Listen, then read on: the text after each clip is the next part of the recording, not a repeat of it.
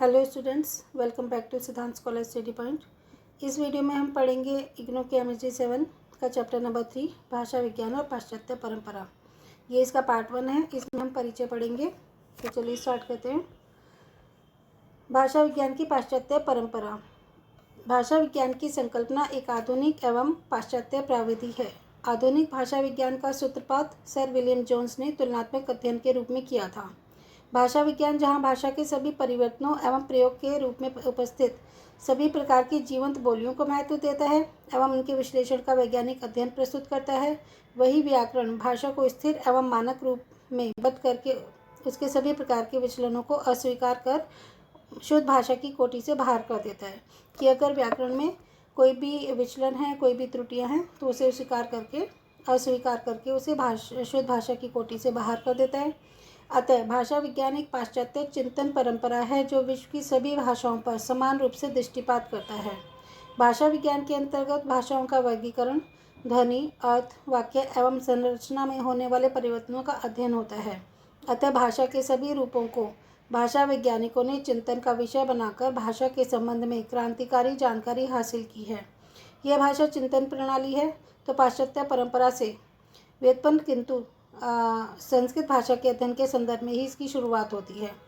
तो यह भाषा की चिंतन प्रणाली है और ये है तो पाश्चात्य परंपरा से अलग, लेकिन संस्कृत भाषा के अध्ययन के संदर्भ में इसकी शुरुआत मानी जाती है। तो एक बार स्टार्ट करते हैं।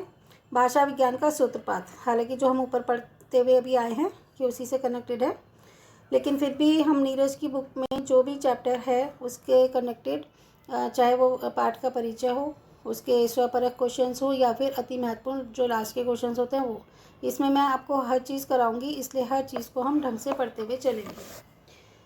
तो भाषा विज्ञान का सूत्रपात कहाँ से हुआ? भाषा विज्ञान एक आधुनिक चिंतन की संकल्पना है जिसका सूत्रपात सर विलियम जोन्स के संस्कृत, लैटिन, ग्रीक के तुलनात्मक अध्ययन से हुआ था। तुलनात्मक अध्ययन के कारण ही इसे कंपैरेटिव साइकोलॉजी कहा जाता है।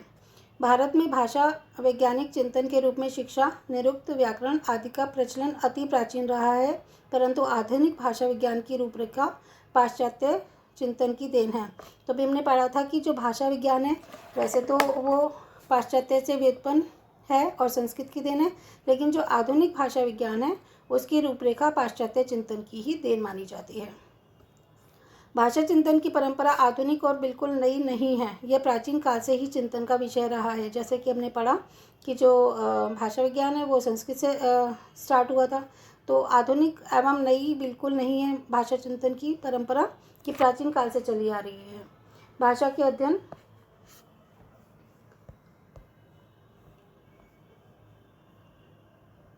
का प्रारंभ सर्वप्रथम यूनान से हुआ था। सुकरात, प्लेटो, अरस्तु आदि विचारकों ने भाषा चिंतन को प्रश्रय दिया तथा ध्वनियों का वर्गीकरण एवं ध्वनि भेद पर अपने विचार व्यक्त किए। तो ये सुकरात के शिष्य थे प्लेटो, प्लेटो के शिष्य थे अरस्तु, अरस्तु के शिष्य थे सिकंदर। तो इसको हम आगे डिटेल में पढ़ेंगे। फिलहाल हम इसमें इतना ही समझते हैं कि सुकरात, प्लेटो, अरस्तु आदि विचारकों ने भाषा चिंतन को प्रश्रय दिया तथा ध्वनियों का वर्गीकरण एवं ध्वनि भेद पर अपने विचार व्यक्त किए। इसके साथ ही डियोनिमियस थ्रेक्स ग्रीक भाषा के प्रथम व्याकरण थे। व्याकरण होते हैं जो व्याकरण की रचना करते हैं, तो व्याकरण की रचना करने वाले को व्याकरण कहते हैं। और प्रथम व्याकरण कौन थे? वो थे ग्रीक भाषा के डियोनिमियस थ्रेक्स। इन्होंने स्वर तथा व्यंजन के भेद को स्पष्ट किया था। इनके शिष्य थे डिस्कोलस, उन्होंने वाक्य विज्ञान पर कार्य किया। 18वीं सदी में हर्डर जेविश ने भाषा चिंतन में महत्वपूर्ण योगदान दिया। तो ये जितने भी नाम आते जा रहे हैं आप उनको याद करना है। आगे चलते हैं। आधुनिक परिप्रेक्ष्य में भाषा विज्ञान का सूत्रपात अमेरिकी भाषा वैज्ञानिक ब्लूमफील्ड तथा जिनेवा स्कूल के फर्डिनेंड द सस्यून को माना जाता है। अब नेक्स्ट चैप्टर में ब्लूमफील्ड और फर्डिनेंड द सस्यून के बारे में डिटेल में पढ़ेंगे। इसमें टिप्पणियाँ आती है इनकी 5 नंबर में। तो इस युग में भाषा को अर्जित वस्तु मानकर समाज में उपस्थित भाषिक परिवर्तनों को ग्राह्य माना गया तथा व्याकरण को प्रमुखता देने की आवश्यकता से इनकार किया गया। ध्वनि और अर्थ को भाषा के क्रमशः बाह्य और आंतरिक तत्व के रूप में मानते हुए पृथक अध्ययन पर गौर किया गया। भाषाओं का अध्ययन अब आगे पद से बढ़कर वाक्य और वाक्य से बढ़कर प्रयोक्ति तक पहुंच गया। प्रयोक्ति के बारे में भी आगे के चैप्टर्स में उसमें हम डिटेल में पढ़ेंगे। अतः भाषा विज्ञान के अध्ययन का सफ़र व्याकरण संबंधी आरंभिक प्रयोगों से शुरू होकर आज समाज के अंतर्गत होने वाले सभी प्रकार के भाषिक प्रभावों के अध्ययन तक विस्तृत हो गया है।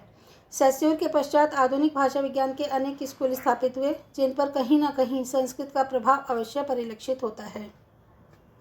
जर्मनी स्कूल, फ्रांसीसी स्कूल, ब्रिटिश स्कूल, रूसी school, Denmark school, America school, Bloomfield school, Chomsky school, Harvard school इत्यादि। तो चमस्की के बारे में भी टिप्पणी आती है, इसे भी हम डिटेल में पढ़ेंगे आगे के चैप्टर्स में। भाषा विज्ञान की पाश्चात्य परंपरा में आधुनिक भाषा विज्ञान के अंतर्गत किसी एक भाषा के अध्ययन के विज्ञान की संकल्पना नहीं है, बल्कि यह भाषा विज्ञान किसी भी भाषा पर समान रूप से लागू होता है। अतः भाषा विज्ञान के अंतर्गत विभिन्न अध्ययन पद्धतियों को अपनाया गया है, जिसमें है ऐतिहासिक, तुलनात्मक, वर्णनात्मक, संरचनात्मक, व्यवहारिक और सर्वेक्षण इत्यादि। तो एक एक करके हम पढ़ते हैं। सबसे पहले हम पढ़ते हैं तुलनात्मक भाषा विज्ञान क्या होता है। जिस पद्धति के अंतर्गत दो या दो से अधिक भाषाओं की ध्वनियों, पदों, शब्दों, वाक्यों, रूपों एवं अर्थों आदि भाषा अवयवों की परस्पर तुलना करते हुए वैज्ञानिक अध्ययन प्रस्तुत किया जाता है, तुलनात्मक भाषा अध्ययन पद्धति कहलाता है। जब दो या दो से अधिक भाषाओं का आपस में तुलना की जाती है तो वो तुलनात्मक भाषा अध्ययन पद्धति कहलाती है। इसी प्रकार भाषा विज्ञान को तुलनात्मक भाषा विज्ञान भी कहा जाता है। इस अध्ययन पद्धति के अंतर्गत समकालिक एवं ऐतिहासिक भाषा सामग्री की भी आवश्यकता पड़ती है। वास्तव में आधुनिक भाषा विज्ञान का जन्म ही तुलना के रूप में हुआ है। इस तुलना ने विभिन्न भाषाई समाजों के बीच की समानता को प्रस्तुत किया है। अतः भाषा परिवार का वर्गीकरण भाषा की तुलनात्मक पद्धति के कारण ही संभव हो सका। तो ऐतिहासिक पद्धति ने इस तुलना के लिए आवश्यक सामग्री उपलब्ध कराई। तुलनात्मक भाषा विज्ञान का महत्व भाषा शिक्षण के संदर्भ में भी कम नहीं है। विभिन्न भाषाओं की प्रकृति की जानकारी हमें इसी विश्लेषण पद्धति से मिलती है। संस्कृत, हिंदी, लैटिन और ग्रीक भाषाओं की समानता को प्रदर्शित करने के उदाहरण दृष्टव्य हैं। जैसे हम पढ़ते हैं, पृथ है शब्द संस्कृत का, पितृ से पिता बना जो हिंदी का शब्द है। पिता को लैटिन भाषा में पैटर कहते हैं, ग्रीक भाषा में भी पैटर कहते हैं और पादी में फारसी में उसे कहा जाता है पितर। यानी कि पितृ संस्कृत में पिता, हिंदी में पैटर और पैटर कहा जाता है लैटिन और ग्रीक में, और पितर कहा जाता है फारसी में।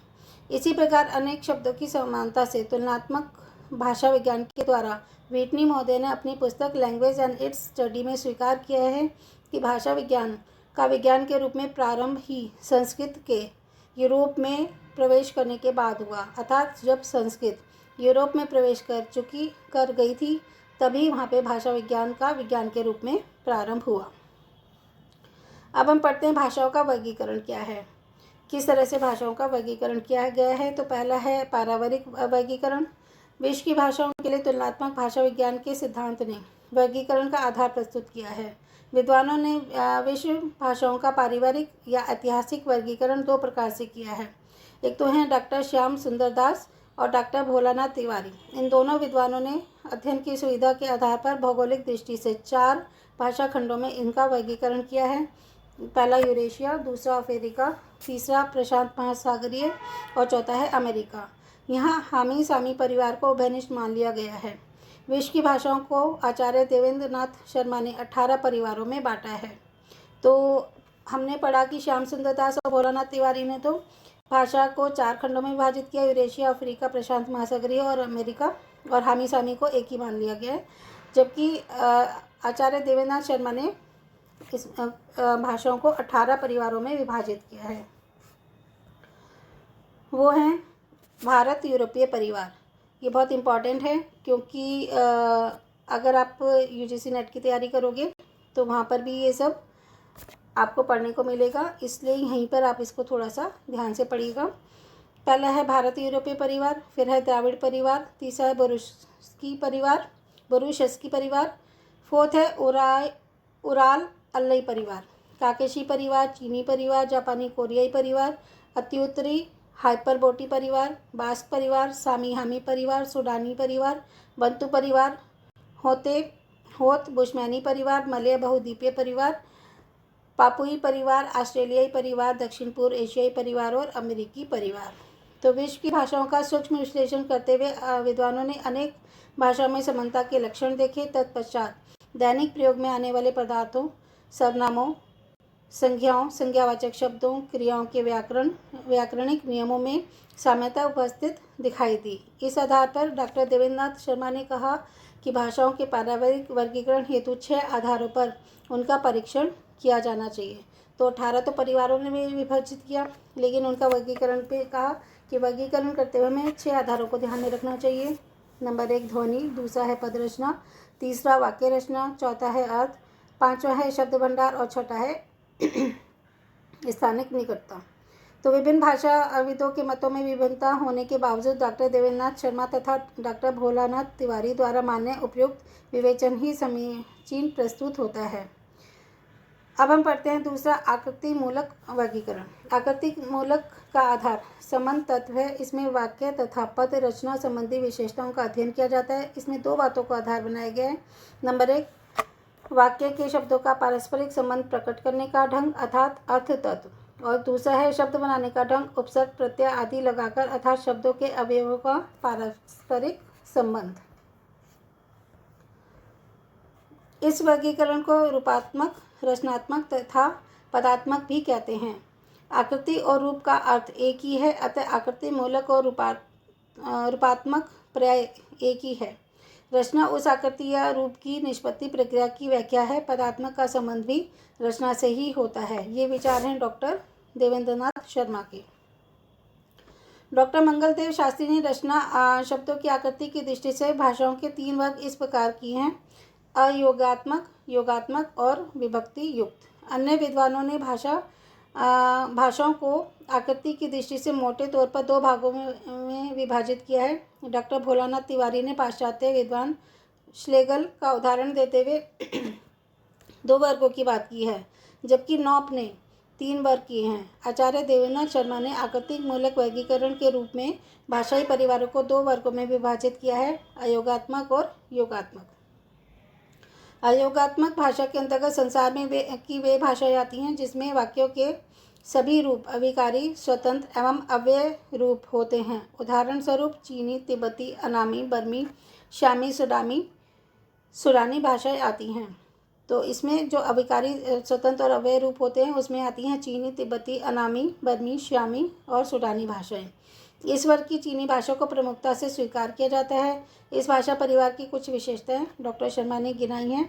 वो विशेषता हैं: नंबर 1, अयोगात्मक भाषाओं का व्याकरण नहीं होता, यानी कि जो भाषाएं हैं इनमें व्याकरण नहीं होता।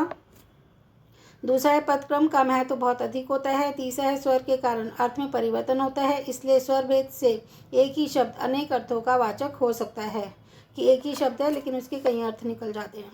और फोर्थ है कहीं कहीं निपात मतलब संबंध सूचक अव्यय से भी शब्द या वाक्य की रचना में सहायता ली जाती है।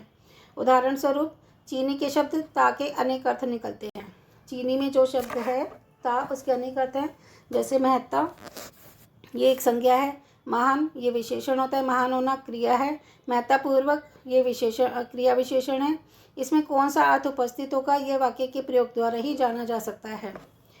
अब हम पढ़ते हैं ध्वनि परिवर्तन तथा नियम। भाषा परिवर्तन के क्रम में ध्वनि परिवर्तन का महत्वपूर्ण स्थान है। ध्वनि स्तर का परिवर्तन प्रत्येक भाषाई समुदाय में एक प्रक्रिया के रूप में चलता रहता है। ध्वनि परिवर्तन के नियम के संबंध में डॉक्टर भोलानाथ तिवारी ने कहा है कि कुछ विशिष्ट भाषा की कुछ विशिष्ट ध्वनियों में से कुछ विशिष्ट काल और कुछ विशिष्ट दशाओं में हुए नियमित परिवर्तन या विकार को उस भाषा का ध्वनि नियम कहते हैं। तो ये ध्वनि परिवर्तन और नियम के बारे में है, ध्यान से पढ़िएगा इसको।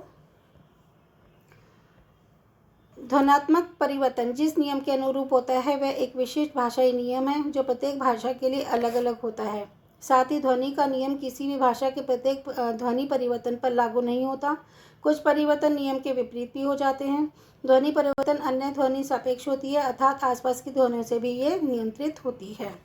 ध्वनि नियम का सर्वाधिक उपयुक्त एवं प्रतिष्ठा प्राप्त उदाहरण ग्रीम नियम है। इस नियम को व्यवस्थित एवं वैज्ञानिक आधार प्रदान करने वाले विद्वान याकोब ग्रीम ने अपने पूर्ववर्ती विद्वान रास्क और इरेज से प्रेरणा लेकर नियम की स्थापना की थी। फलतः भाषा वैज्ञानिक याकोब ग्रीम के नाम पर ही इसे ग्रीम नियम कहा जाता है।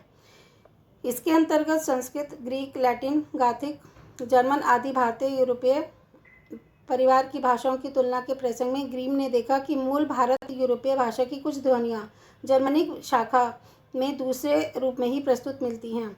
सूक्ष्मता से अगर विचार किया जाए तो जब सूक्ष्मता से विचार किया ग्रीम ने, तो ग्रीम को उस ध्वनि परिवर्तन में व्यापकता दिखी और उन्होंने उसे नियमबद्ध करने का प्रयास किया। उसके द्वारा निर्धारित ध्वनि परिवर्तनों का संबंध दो ध्वनि परिवर्तनों से है, प्रथम ध्वनि परिवर्तन तथा द्वितीय परिवर्तन। उदाहरण स्वरूप डॉक्टर देवेंद्र शर्मा ने इसे निम्न रेखाचित्र के द्वारा समझाया है।